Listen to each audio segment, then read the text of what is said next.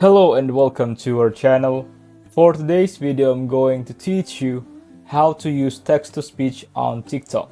Before we get started, please don't forget to like and subscribe and click the notification bell for you to be updated to our latest tutorial videos.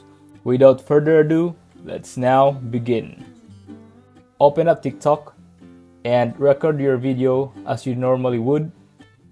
On the editing page, tap on the AA button to add text. Edit the text however you would like. Change the color and font, etc. and then tap done. Now you need to tap on the text, then tap add text to speech from the menu that appears.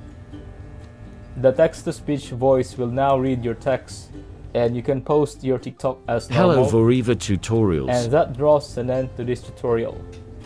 If you find this video helpful, leave a thumbs up, share to your friends, and hit the subscribe button. Thanks for watching and I'll see you soon in the next video.